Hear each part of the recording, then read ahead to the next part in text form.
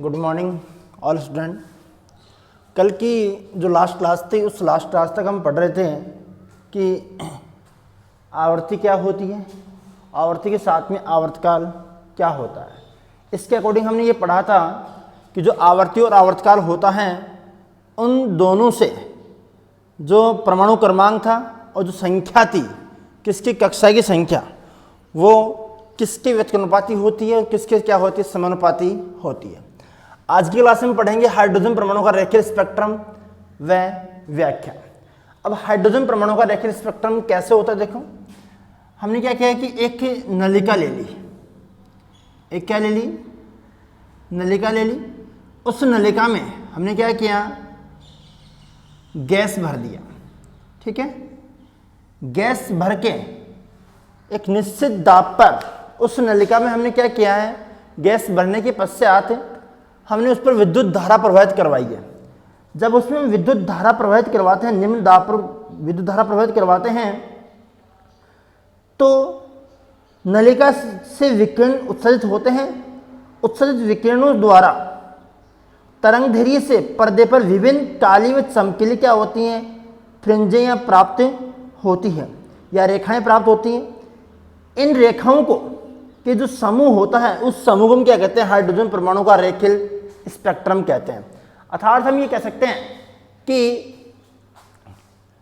हमने ये कहा कि एक हमने नलिका ले ली, उस नलिका में हमने क्या भर दिया, निम्न दाब पर गैस भर दिया या गैस भर दी। गैस भरने के पश्चात लो प्रेशर पर, निम्न दाब पर हमने क्या किया, उसमें विद्युत धारा प्रवाहित करवाई।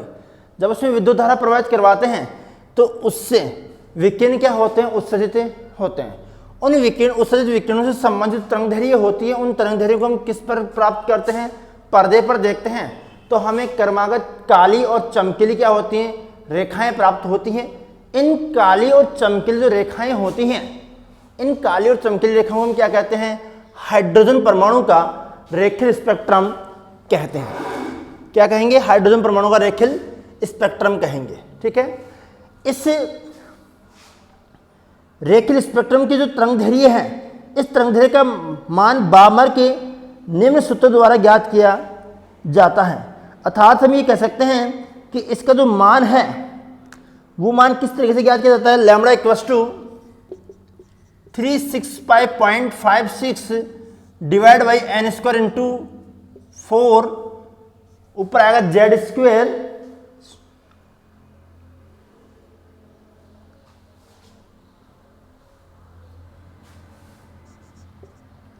नैनोमीटर।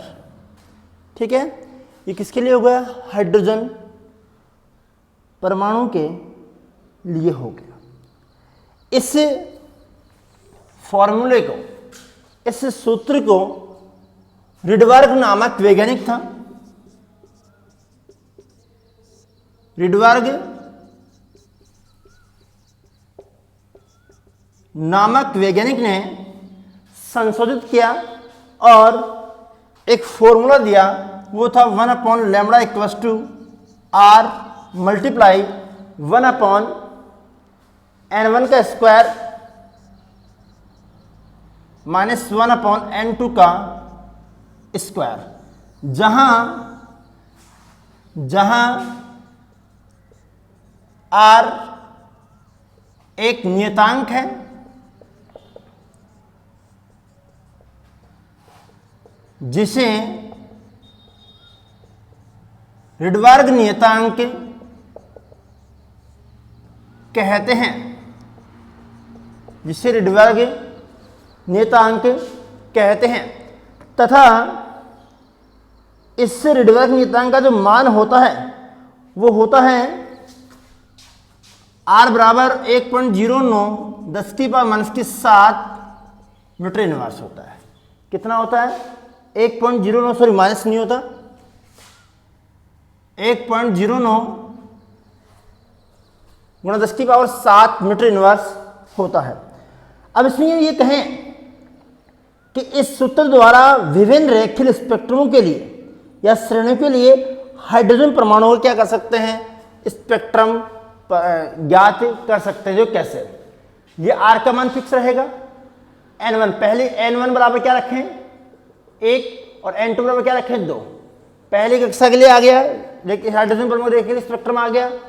यानी कि कहें कि अलग अलग कक्षाओं के लिए भी इस फॉर्मूले द्वारा, इस सूत्र द्वारा हम हाइड्रोजन परमाणु का रेखीय स्पेक्ट्रम ज्ञात कर सकते हैं। ठीक है, आगे हम ये देखें कि हाइड्रोजन परमाणु का जो रेखीय स्पेक्ट्रम है वो किस प्रकार प्राप्त होता है।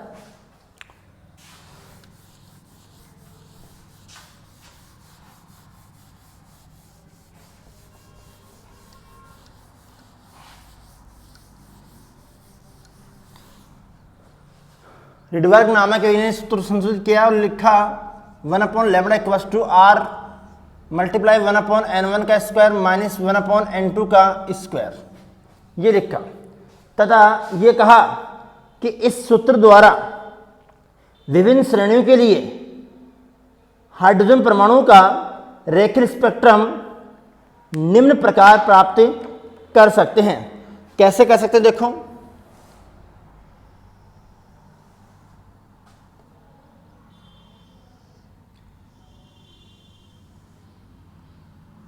इन श्रेणी को उन्होंने क्या कर दिया, विभाजित कर दिया। पहले इसने श्रेणी दे दी, यहां पे इसने श्रेणी विभाजित कर दी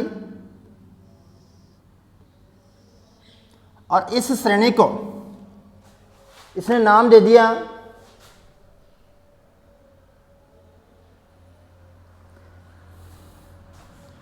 फिर आगे यहां पर श्रेणी दे दी,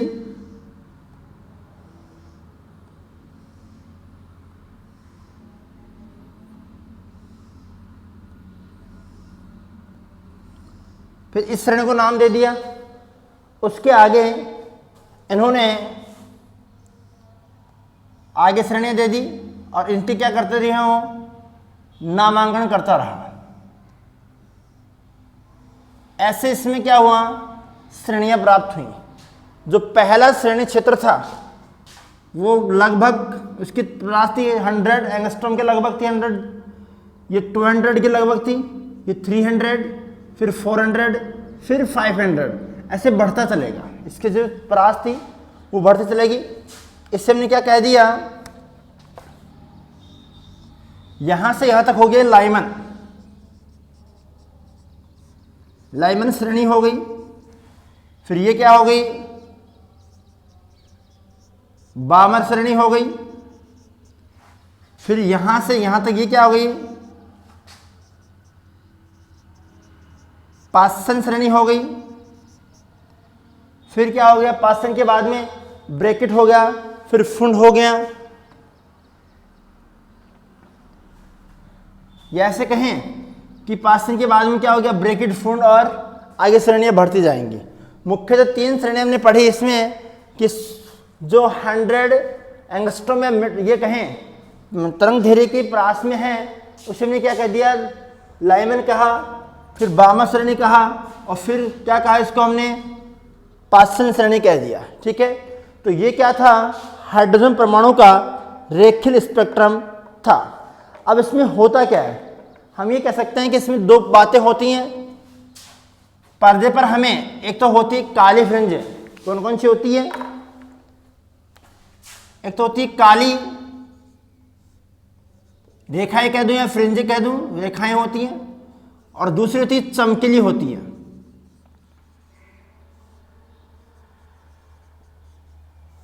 एक काली होती है, दूसरी क्या होती है, चमकीली होती है। देखो भाई, जब भी स्पेक्ट्रम होता है, हाइड्रोजन परमाणु का रेखीय स्पेक्ट्रम होता है, तो उसमें जब उस रेखाओं के संबंधित तरंगदैर्घ्य को हम पर्दे पर लेके जाते हैं तो हमें क्रमागत या ऐसे कहें काली और जो चमकीली रेखाएं होती हैं, वो काली और चमकीली रेखाएं क्या होती हैं, प्राप्त होती हैं। उस काली और चमकीली रेखाओं के संगत हम ये कह सकते हैं कि यदि रेखाएं काली प्राप्त होती हैं, यदि रेखाएं काली प्राप्त होती हैं, तो उस स्थिति में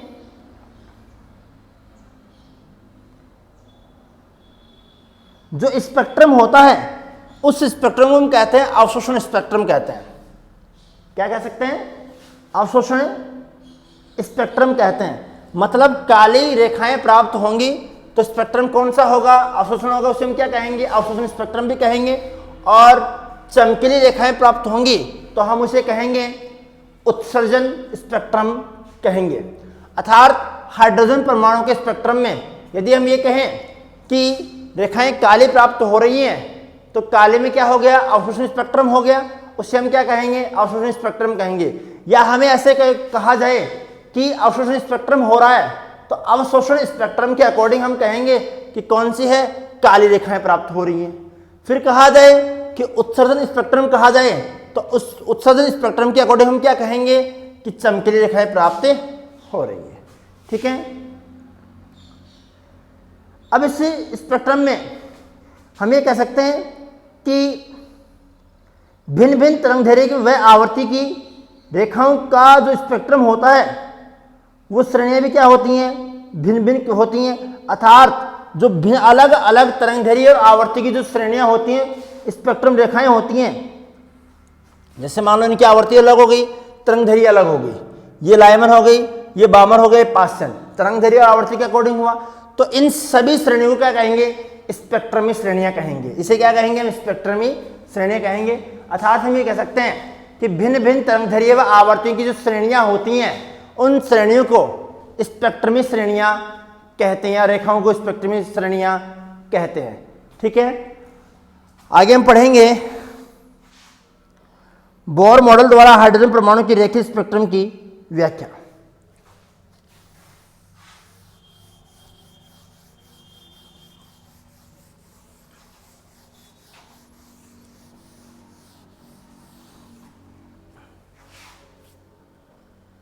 आगे हम पढ़ेंगे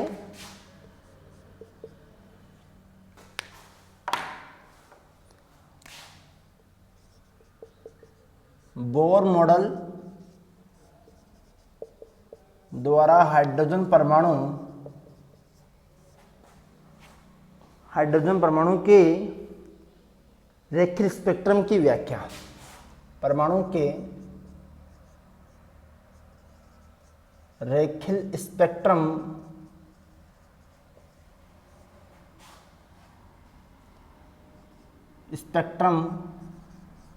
की व्याख्या।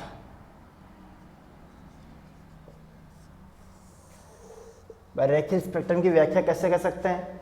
रिडबर्ग नामक जो वैज्ञानिक का जो फॉर्मूला सूत्र था वो कैसे आया, हम इसके द्वारा क्या करेंगे? पढ़ेंगे। ठीक है। हम इसमें ये कह सकते हैं कि जब इलेक्ट्रॉन परमाणु में भिन्न कक्षा से, जैसे कहें कि क्या होती हैं, ये परमाणु हो गया, परमाणु में क्या होती हैं? अलग अलग कक्षाएं होती हैं। या ऐसे कहें इनमें कक्षाएं मैंने बना दी, ये कक्षा होगी और ये कक्षा होगी। इस कक्षा को मैंने क्या कह दिया? निम्न कक्षा कह दिया। इसे मैंने क्या कह दिया? फिलहाल के लिए उच्च कक्षा मान लिया। भाई ये क्या है? उच्च कक्षा, और ये क्या है? निम्न कक्षा है। ठीक है। जब भी इलेक्ट्रॉन परमाणु में निम्न कक्षा से उच्च कक्षा में संक्रमण करता है तो उच्च कक्षा में बहुत कम समय रुककर पुनः निम्न कक्षा में लौट जाता है, जिससे फोटोन के रूप में ऊर्जा उत्सर्जन करता है। उत्सर्जित ऊर्जा का मान दोनों कक्षाओं के ऊर्जाओं के अंतर की क्या होता है? बराबर होता है। इसमें देखो क्या हुआ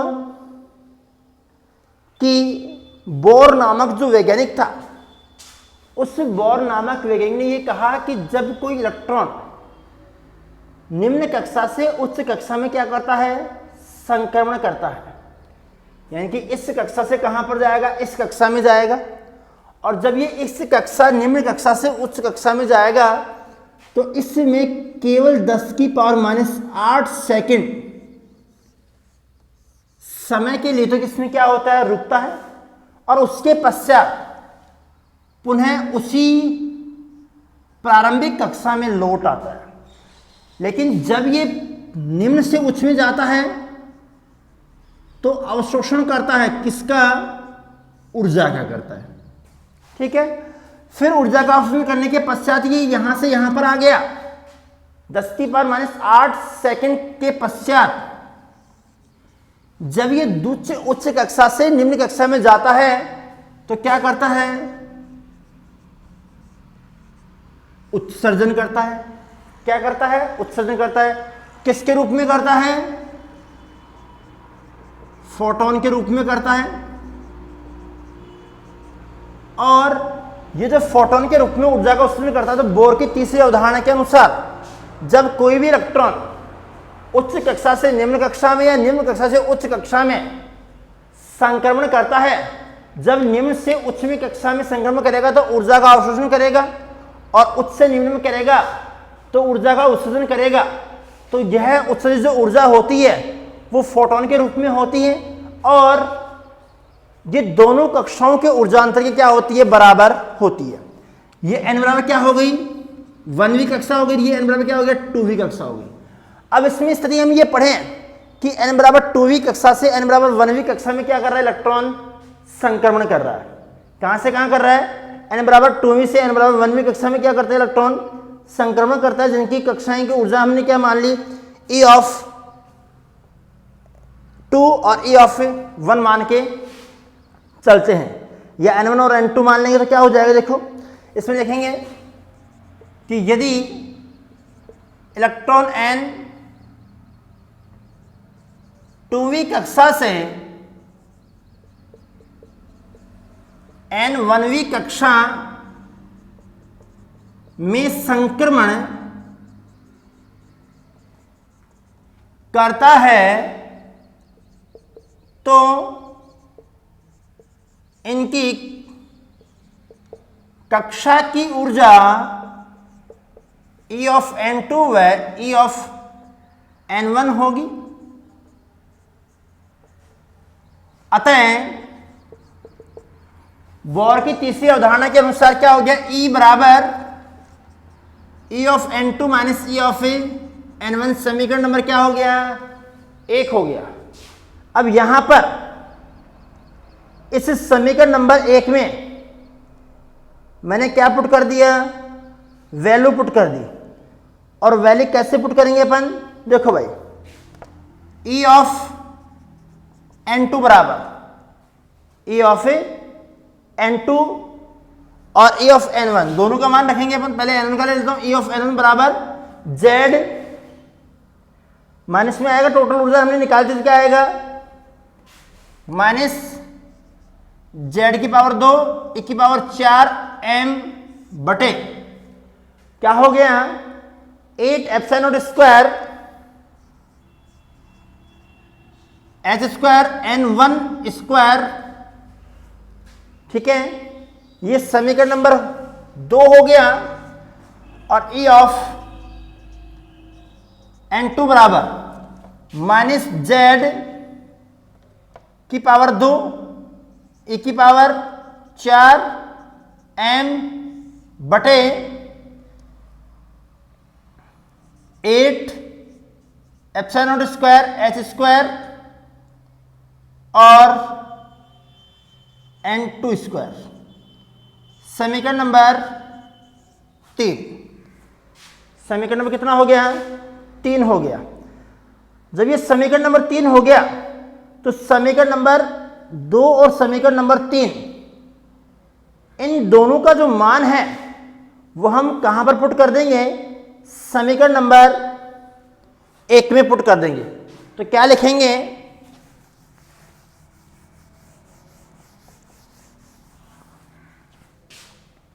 यहां लिखेंगे समीकरण 2 व 3 का मान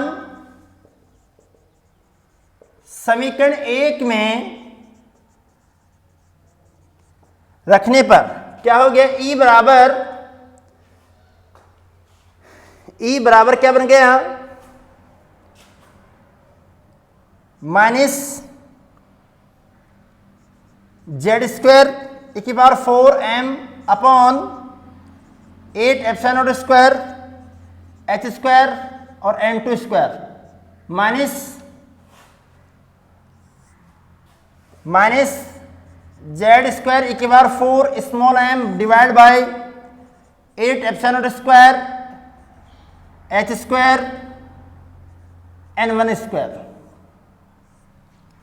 अब ये माइनस और ये माइनस क्या हो गया, प्लस हो गया, तो क्या बन गया, ई बराबर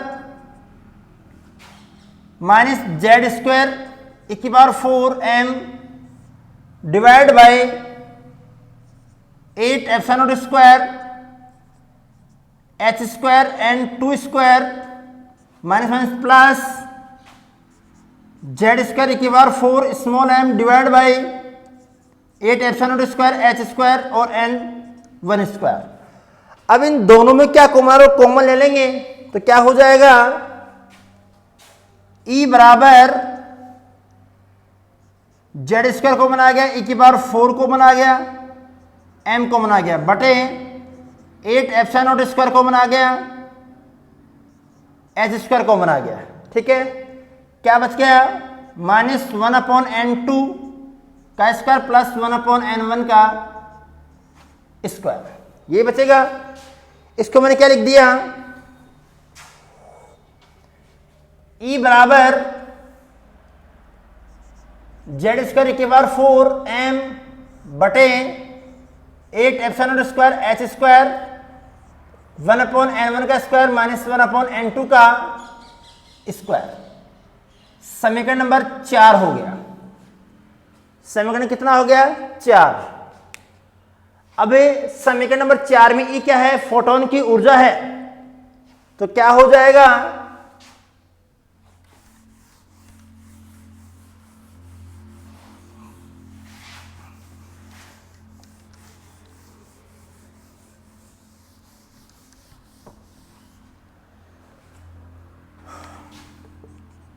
समीकरण 4 में E बराबर एच न्यू रखने पर, एच न्यू क्या है, फोटोन की ऊर्जा, तो क्या हो गया,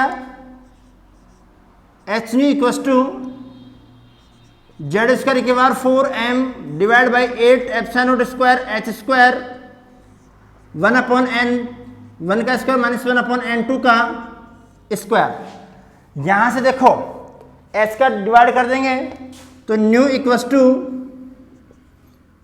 जेड स्क्वायर ई की पावर 4 एम बटे 8 एप्सिलॉन नॉट की पावर 2 एच की पावर 3, भाई एक नीचे आ गया 3 हो गया, मल्टीप्लाई 1 बटे एन 1 का स्क्वायर माइनस 1 बटे एन 2 का स्क्वायर। यहां से देखो ये क्या निकल गया, आवर्त निकल गई। समीकरण नंबर क्या दे दिया मैंने, 5 दे दिया। समीकरण नंबर 5 से यदि हम उसकी आवर्ती निकालना चाहें तो आवर्ती में इसका वैल्यू पुट करेंगे और इसकी क्या निकल जाएगी, आवर्ती का वैल्यू निकल जाएगा। अब यहां से हम यदि हम इसकी तरंगदैर्घ्य का मान निकालें तो क्या हो जाएगा,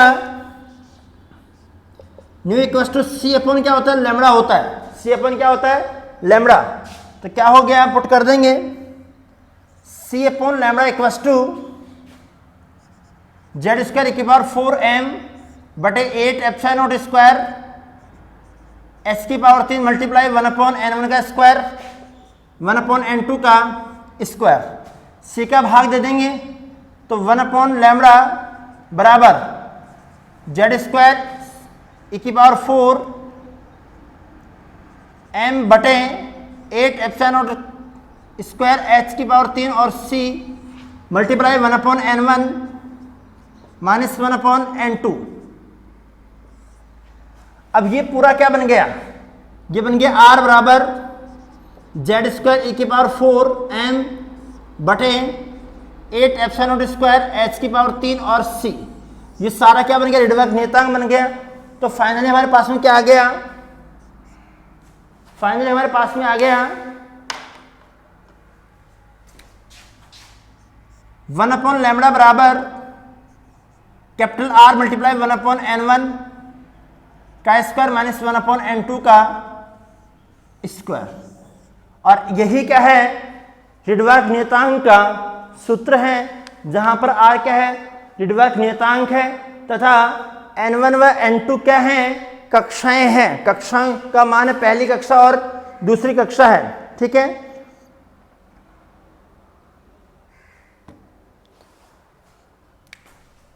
सॉरी भाई, इसके मान के बराबर ये होता है, तो ये हो गया आर मल्टीप्लाई जेड स्क्वायर होता है। हाइड्रोजन परमाणु के लिए क्या हो जाएगा, हाइड्रोजन परमाणु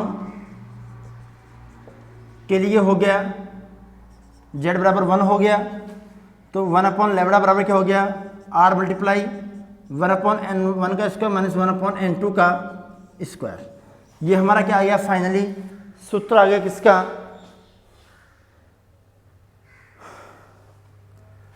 तरंग दैर्घ्य निकालने का सूत्र आ गया। आगे हम पढ़ेंगे स्पेक्ट्रमी श्रेणियां पढ़ेंगे, और स्पेक्ट्रमी श्रेणियों में हम पढ़ेंगे लाइमन, बामर, पासन, ब्रैकेट, फंड। ये सभी श्रेणियों के बारे में क्या करेंगे, अध्ययन करेंगे, जो करेंगे नेक्स्ट क्लास में। धन्यवाद।